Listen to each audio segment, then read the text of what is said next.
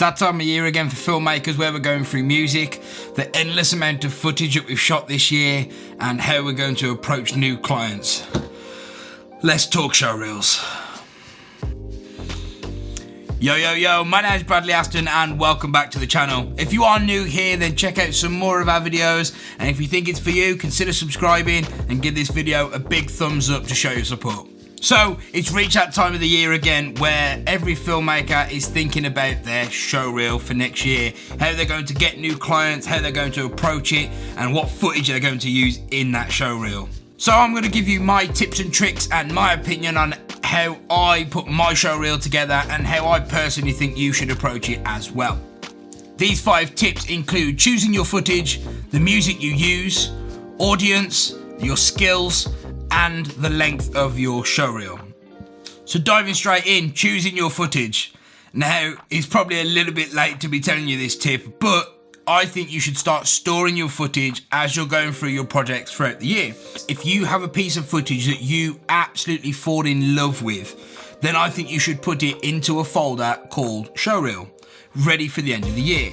Now, this can be footage that you use, footage that you don't use. As long as it's yours and you have the right to use it, then I think you should be putting it into a folder ready for your showreel. Again, probably a bit late now because we're at the end of the year, but next year, think ahead, plan. Work smart, not hard. Next up, I think you should start with your best clips. Best clip first. You need to capture the attention of whoever is watching your showreel. Dive straight into the nitty-gritty, show them what you have from the get-go. Boom. Now, I briefly touched on this in my previous video on how to go full-time as a freelancer, and it's get a variety of clips for your showreel. Now, your showreel throughout the year, you don't know what type of jobs you're going to get. You could have festival gigs, you could have weddings, you could have commercial stuff, you could have, who knows, you could even be doing work for a bakery, you could be doing work for a finance company, you don't know. It could be anybody, it could be Jaguar Land Rover, you know? By the end of the year, you don't know where you're going to be. So, make your showreel diverse. If there's stuff that you think it's missing, go out and film it. Go out and film it and get that into your showreel. Keep it nice and diverse so you haven't got to redo it in a couple of weeks, couple of months' time. It's there for the year. You haven't got to think about it again until next year, unless you're saving those clips from each project. Keep that going. Next topic, we've got music. Now, music, I think, is an integral part to any video, no matter what it is, whether it's a showreel, wedding, whatever. I think music sets the tone for any video, and it's probably one of the most memorable parts of some videos as well. I think when it comes to music, it's what's going to give your showreel or video a personality or giving it an emotion, and it's what people are going to relate to, I think, the most out of your entire video. So spend some time looking for your music. Don't rush it. I spend more time looking for the tracks that I want to use for a video than I actually do editing the video normally. Companies aren't just investing their time in your product and what you can produce for them, but they're investing their time and money into you as a person. So try and get a little bit of that across with your edit and with your music as well. Again, music shows off personality, so don't use music that you don't personally like.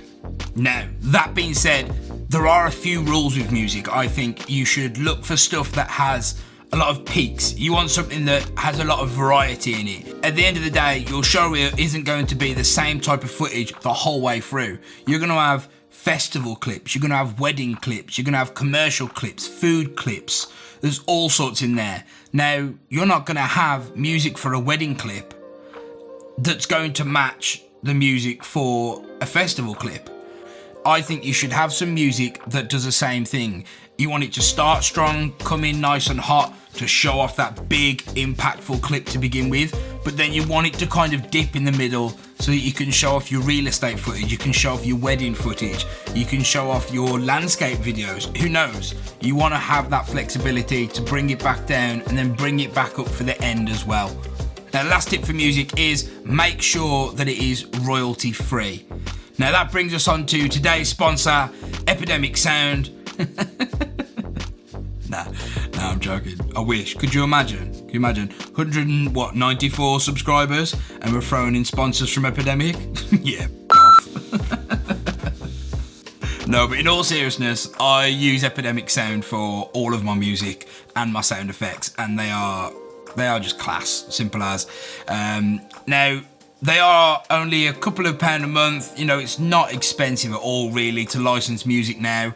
And if your business isn't making money straight away and you're waiting to find those clients, there's a 30-day free trial on their website. Use that. That gives you enough time to find your music, get your sound effects, get it built, and then use that showreel to find new clients, so that then you can start getting on the subscription service for Epidemic. And I promise you, you will not look back once you join Epidemic Sound. Now, who's your audience for your showreel? I spoke to a friend this week who said, if your video is only going to be used on an Instagram ad, then don't concentrate too much on sound, because a lot of them play silent and a lot of people don't click on them to listen to the audio. So don't make that the main part of your showreel. Concentrate on footage and concentrate on animated text coming up on the screen, because it's going to catch their eye a lot more than having, for example, a voiceover. Now, if your footage is going to be sent out to clients and is going to be on your website or your YouTube channel, then that's a different story. You can concentrate on whatever you want. You can have a monologue, you can have music, you can have all these sound effects and go all out on sound and video, and that's completely fine. But if it's just going to be for an ad, I want you to bear that in mind, that they're probably not going to hear the first 10 seconds of that video. Now, like I say, know your audience. So, for example, I am making several showreels this year and making it even harder for myself. I'm doing my general showreel that is going to be on my website, but then when I'm going out and pitching to companies to get jobs, I'm actually making several showreels. So I'm going to have one for my wedding clients, I'm going to have one for my commercial clients and brands, and then I'm going to have another one for events and festivals.